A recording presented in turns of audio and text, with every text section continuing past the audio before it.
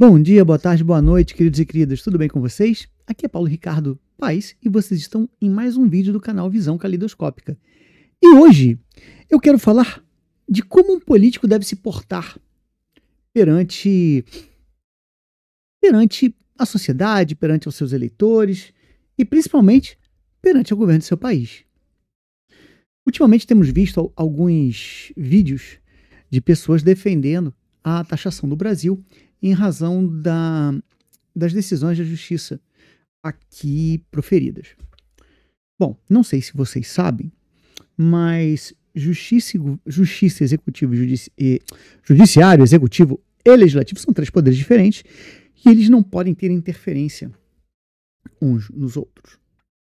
Ultimamente, o que nós temos visto? Algumas pessoas, insatisfeitas com a eleição ocorrida em 2022, lançaram a fábula de que as urnas não eram confiáveis, mas eram confiáveis antes, durante as eleições que eles foram eleitos em 2018. E também essa fábula é sobre as urnas que não eram confiáveis apenas para o voto de presidente. Então, senador, deputado, governador, prefeito, vereador, estava certinho, mas para presidente não estava. Então, ó, confia que vai dar certo. E aí, começou-se um baita imbróglio.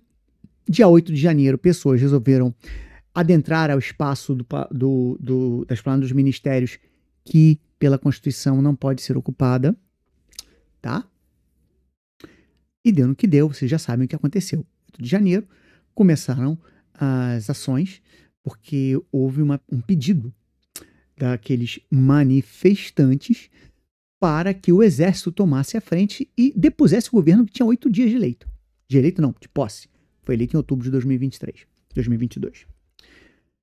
Olha que curioso. Depois, quando essas pessoas foram presas e começaram a ser processadas por tentativa de golpe de Estado, vieram falar que era uma opinião. Mas que opinião é essa que você pede para as Forças Armadas, que são, digamos, que as Forças Armadas são o escudo protetor do Estado. São eles que vão defender o Estado das agressões externas. Então você pede para eles para darem um golpe de Estado. E isso é apenas uma mera opinião. Nossa, é tanta avacalhação que eu não sei nem por onde começar. Mas não vou começar por lugar nenhum. Vou seguir a história até os nossos incautos políticos. Não satisfeito, um político vai para o exterior após 2 anos. Diz que existe uma ditadura da toca no Brasil. Detalhe, ele é censurado. Mas ele disse isso no vídeo que vazou para o Brasil inteiro. Foi um vídeo transmitido via YouTube. Que tipo de censura é essa? Onde você fala primeiro, sem passar por nenhum tipo de filtro, e depois, quando se vê que na realidade você está cometendo um crime, a justiça vai e cobra a responsabilidade pelos seus atos. Bom, então, essa criatura, este ser das trevas, resolveu que ia pedir ajuda à laranja. Pois é, ao laranjão. Foi lá, pediu, negociou, falou que conseguiu que o Brasil fosse tarifado em 50%. As obrigações, o Brasil, para não ser tarifado, teria que negociar e, dentre as obrigações estariam você romper com a independência entre os poderes e passar a tutelar o judiciário. Não, né? Isso é inconstitucional em qualquer país do mundo. Menos, talvez, na Venezuela. Ou nos Estados Unidos, porque agora está assim. E aí vem o pied de grace, né? A pérola. Vem a cereja em cima do bolo. O governo primeiro fala que depende disso. Ou seja, parem com o processo contra o Bolsonaro e nós tiramos as tarifas. E agora vem que, na verdade, o governo norte-americano é receoso do fato deles terem, durante a década de 70 e 80, terem desmontado a sua o seu parque industrial, transferido ele para a Ásia, terem feito contratos com a China, terem feito contratos com a Coreia, né? E simplesmente as grandes mentes administradoras do país, para maximizar o lucro, levou o parque industrial para países em que a mão de obra era mais barata. E aí, depois de 30 anos, estamos aí nos anos 2000, se dão conta de que fizeram uma grande besteira e em 2020 colocam uma pessoa na presidência que vem com a pauta de tentar reindustrializar o país. E qual foi a brilhante ideia dessa pessoa? Nós, a terra da liberdade, a terra do livre comércio, a terra da livre expressão, vamos taxar os países. As pessoas começam a reclamar e eles começam a deportar as pessoas, prender os reclamões. E aí a coisa começa a desandar.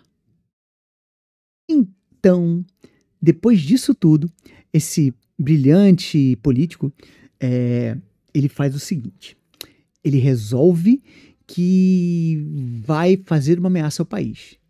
Se não soltarem meu pai, se não derem anistia geral e restrita para meu pai, vai ter a taxa. A resposta do governo brasileiro é óbvia. Não, meu filho, aqui não rola. Nós vamos utilizar a lei de reciprocidade.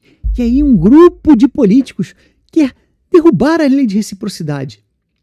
Políticos se dizem patriotas, que defendem a nação, defendem o parque industrial brasileiro, defendem a população, mas estão querendo que o Brasil se submeta a um tirano de outro país que está querendo que os Estados Unidos da América se tornem um país grande de novo. Mas para isso eles apequenam os Estados Unidos da América. E apequenam. Bom, segue o barco. E aí um outro político, resolve fugir do país. Utilizou um passaporte. Esse político estava impedido de viajar, tinha tido todos os seus passaportes tomados, em tese, sob a alegação de que estaria cometendo crimes contra, obviamente, crimes contra a pátria, estimulando, entre outras coisas, também essa sandice de um golpe de Estado, de fraude na execução, de que o Brasil é um país comunista, sabe, aquelas coisas que só uma pessoa com graves problemas psicológicos poderiam ter. Segue o barco. Essa pessoa foge. Vai para os Estados Unidos. Chega lá, faz um vídeo comemorando que fugiu, mas falando que não fugiu, que na verdade ele foi passar férias. E a resposta veio. O STF, através do presidente da primeira turma, relator do processo, dá uma decisão monocrática que, geralmente, essas decisões monocráticas, geralmente não, toda decisão monocrática é colocada para o plenário da turma. Então, veio uma decisão monocrática que o plenário provavelmente irá chancelar, bloqueando todos os bens do Fujão. E aí o Fujão me faz um vídeo maravilhoso. Na verdade, são dois vídeos. O primeiro antes do bloqueio, o segundo depois do bloqueio. O primeiro vídeo, antes do bloqueio, é quando ele tira a troça com o magistrado, com o ministro do STF que estava lá relatando o processo dele. Fala que queria ver como é que ele ia pegar agora, como é que ia ser, que ele era informante, que ele tinha um passaporte de informante dos Estados Unidos. O senador da República era um informante de outro país. Disse também, nesse vídeo, que não havia sido o outro político que, temeroso pela situação do seu pai, tinha usado as ferramentas junto ao governo estadunidense para taxar o país. Mas sim ele que agiu como um verdadeiro espião, né? Sendo da Comissão de Inteligência do Senado Federal e do Congresso Nacional. Então ele utilizou os conhecimentos que ele tinha, os acessos às informações que ele tinha para fornecer a um país estrangeiro. E esse país estrangeiro resolve taxar o país com base nessas informações, segundo a história da criatura. Então nós já temos duas pessoas falando que eu vou prejudicar o Brasil. Eu sou político, vocês votarem em mim, vocês vão ficar sem emprego, terra arrasada, mas tudo isso em nome da liberdade. E a primeira liberdade que tem é a seguinte: só é presidente quem eu quero. É a primeira coisa. Né? Se a eleição for contrário do que eu penso, tem fraude. Fantástico, né? E aí vem a decisão que congela todos os bens da criatura. As duas criaturas estão com os bens congelados, tá? E ele vem em seguida uma pessoa que, segundo ele, é importantíssimo. Foi da Comissão de Inteligência do Senado Federal, porque depois dessa ele não vai ser mais, né? E também ele era da parte da inteligência estadunidense e fala que Alexandre de Moraes bloqueou todos os bens dele, bloqueou todo o dinheiro dele e ele não tem como pagar o hotel. E aí ele vai ser despejado do hotel. O outro, aquele primeiro, que foi aos Estados Unidos tentar livrar a cara do pai, veio falando que o presidente do Congresso e o presidente da Câmara dos Deputados sofrerão também sanções do governo estadunidense, já que não cederam a grande estratagema feito por ele, que é prejudicar o próprio país. Meus amigos, depois dessa história toda, eu posso dizer que nem Peter Sellers conseguiria fazer um filme tão engraçado quanto esse. E é tudo realidade. Dois boçais, sendo que ainda tem um neto de ditador lá fora que também quer fazer valer as suas vontades diferentes de outras pessoas, né? A minha vontade é suprema. Não importa que tem 60 milhões que são contra essa minha vontade. Isso por baixo. O que vale sou eu. Esse verdadeiro reizinho. Né? O Jô Soares tinha um ótimo personagem sobre isso, o reizinho. E esse é o furdúncio que o Brasil está vivendo hoje. Um deputado e um senador que confessam trair os interesses do país são defendidos por outros deputados e senadores que vendem a ideia amalucada de que o país é uma ditadura do judiciário, que a censura, isso porque o instrumento da censura, quando existe, é o seguinte, é um censor que vai ver o que você vai falar. Se for contra o interesse do censor ou contra o interesse de quem paga o censor do Estado, o censor simplesmente não vai ao ar. E se for ao ar, você não é processado, você é preso. Então essas pessoas estão vivendo dessa forma.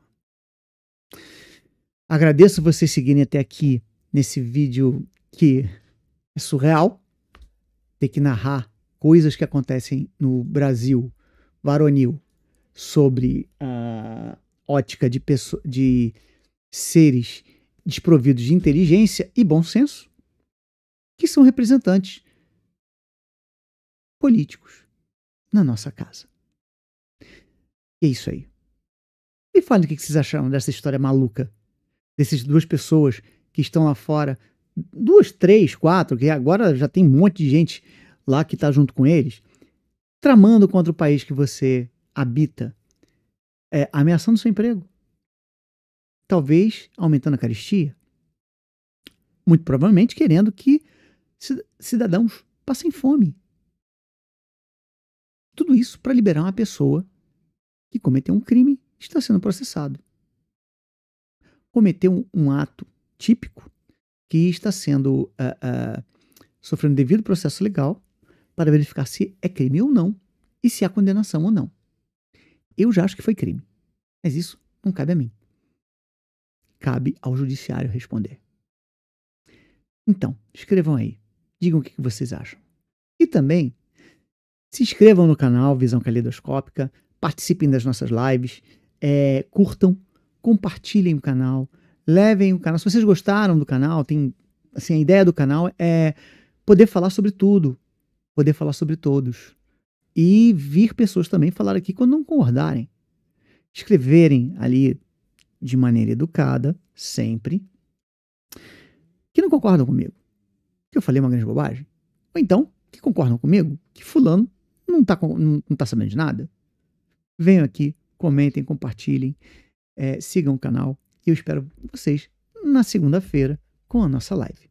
Um grande abraço a todos e até mais. Tchau, tchau.